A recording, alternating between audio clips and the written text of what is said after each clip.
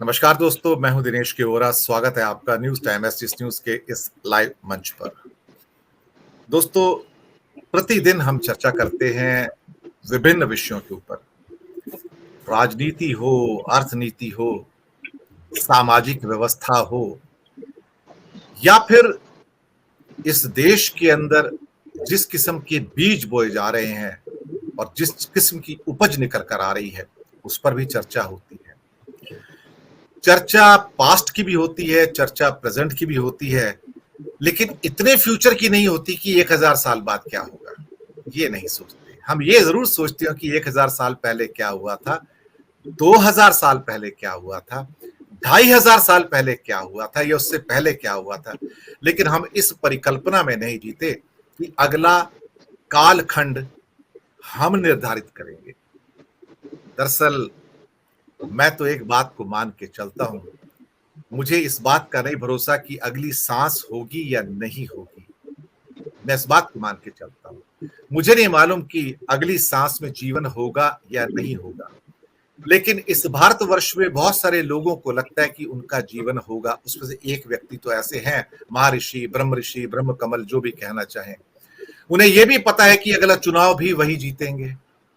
उन्हें यह पता है कि उस चुनाव के बाद गणतांत्रिक प्रणाली के अंदर मुझे ही नेता चुना जाएगा।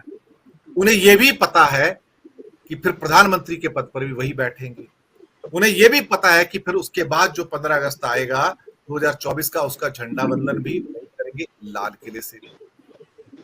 ये सब तो काल कर सकता है साहब, या महाकाल कर सकते हैं। हम साधारण मनुष्य कहां से करेंगे।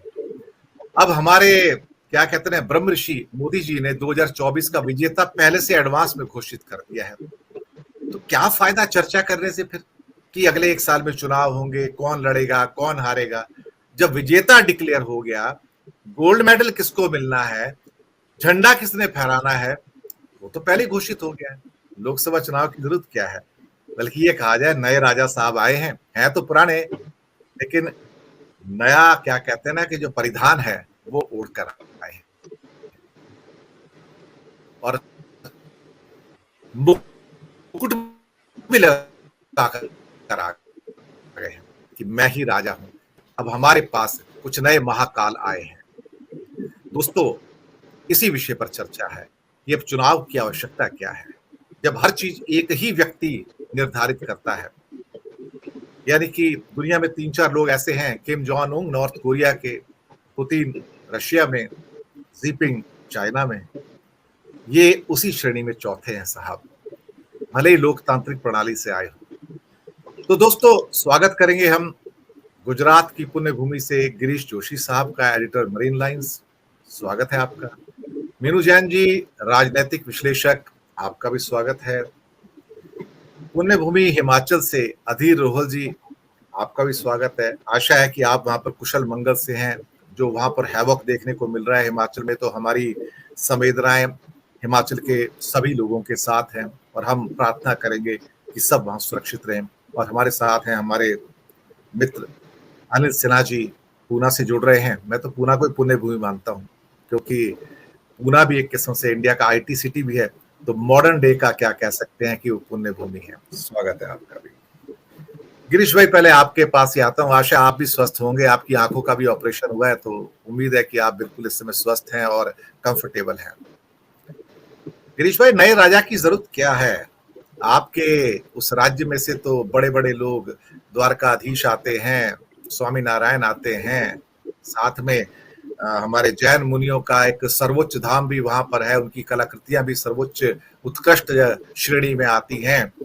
और युग पुरुष गांधी भी वहां से आते हैं, लौह पुरुष क्या कहते हैं कि पटेल भी वहीं से आते हैं। एक दो पुरुष और भी है इसके अलावा, वो भी वहीं से आते हैं। सर, चुनाव की जरूरत क्या है, ये क्या हो रहा है हमारे हिंदुस्तान में। गिरीश भाई, कुछ जरा व्याख्या तो कीजिए, हमारा दिमाग भी कुछ कंफ्यूज हो रहा है। नहीं दिनेश जी, बिल्कुल आपने सही कहा। अभी जैसे थोड़ी देर पहले मैंने बताया कि हमने गुजरात में पूरा एक सर्कल मार लिया है। हमारे 2 गुजरातियों ने आजादी दिलवाई थी और 2 ने गुलाम बना के भी दिखा दिया। अब ये देखना है कि इसमें से आजादी कौन दिलवाएगा। अब अगर मुद्दे पे आते हैं तो आप देख लीजिए कि अगर इतिहास पे वो जा रहे हैं तो रावण को भी बहुत सारे वरदान शिव जी ने दिए थे, लेकिन जब उन्होंने सोचा कि ये गलती से कुछ वरदान दे दिए तो उन्होंने रावण से भी गलतियां करवा दी। तो अब पावर के ऊपर जो सुपर पावर बैठा हुआ है, तो हम तो कुछ भी बोल सकते हैं। हमने 1000 साल का भी तो गिनती बता दिया, लेकिन एक बहुत ही अजीब सी चीज होती चली जा रही है।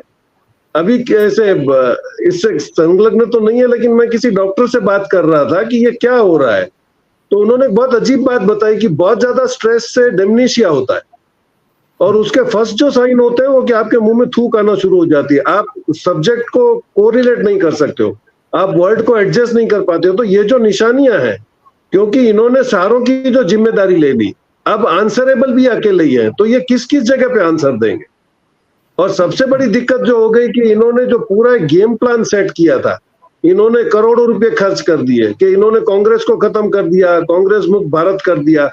और ये इनके आसपास जो कोटरी थी, जी साहब करने वाली, उन्होंने तो बिल्कुल बता दिया होगा साहब कांग्रेस खत्म हो गई, अभी कोई कुछ है नहीं।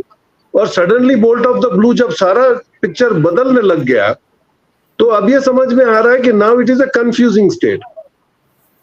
तो अभी इसको ये किस तरह से हैंडल करेंगे, और ये अब देखिएगा कि इनके आसपास के भी जो थे वो अब धीरे धीरे भागने लगे। अभी आप देखिएगा सीएजी का जो रिपोर्ट आ रहा है, तो ये मिस्टीफियस नहीं था। अनिल अंबानी को आप लेके गए थे राफेल के लिए, राफेल की फाइल वहीं से लीक हो गई। तो जिन लोगों को आपने किसी वक्त बहुत ज्यादा सप्रेस किया था, वो अब खुल के बाउंस हो रहे हैं। और एक चीज है कि जब राजा रावण का भी घमंड नहीं रहा, रावण का साथ सब छोड़ के क्यों चले गए थे, क्योंकि उसको बहुत ज्यादा घमंड था, और वो अपनी हार पे कभी एतबार ही नहीं करता था कि मेरे को कोई हरा ही नहीं सकता। ये सिचुएशन आज हमारे पॉलिटिक्स में आके खड़ी हो गई है, क्योंकि आपने कुछ तो अच्छा काम करना था, आप अपनी गिनती करवा रहे हो। अभी आप जितने भी अपने सक्सेस बता रहे हो, उसके सामने इमीडिएटली सोशल मीडिया उसको रिएक्ट कर रहा है, और जिसके सामने फैक्ट्स और फिगर्स हैं।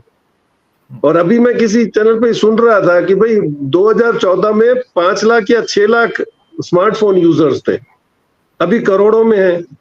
तो सबको अपने चॉइस का सब्जेक्ट जानने मिल रहा है, वो उसको क्रॉस चेक भी कर रहे हैं, वो रिमार्क्स भी पढ़ रहे हैं, पब्लिक का ओपिनियन भी पढ़ रहे हैं। तो एक बहुत ही ट्रांसपेरेंसी आ गई है सोशल मीडिया के आने के बाद। तो अब वो जैसे ही आपने बोल दिया, तो आयुष्मान भारत का भी कौभांड आ गया, आपके हाईवेज का भी कौभांड आ गया।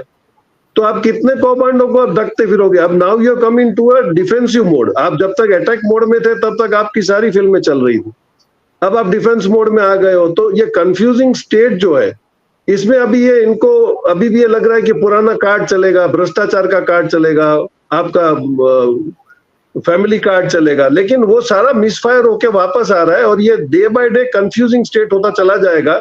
और 3 स्टेट के इलेक्शंस का सबसे बड़ा टेंशन इन पे जो खड़ा है, अभी ये कर नहीं रहे। ग्राउंड लेवल पे आप देखिएगा तो इनके वर्कर्स बिल्कुल डिमोरलाइज हो गए। जो इन्होंने 2014 में कांग्रेस के साथ किया था कि ये हार रहे हैं, इनके पास वर्कर नहीं है, इनके पास प्रोग्राम नहीं है, वो सेम सिचुएशन आके आज भाजपा के लिए खड़ी हो गई है। तो लेट अस सी, दूसरे भी एक्सपर्ट्स हैं, वो बताएंगे कि इनकी क्या क्या मनोस्थिति हो रही है और कितने लोग अभी इनके साथ खड़े रहेंगे। जी, मैं मीनू जैन जी के पास आता हूँ, उनका व्यू लूंगा, फिर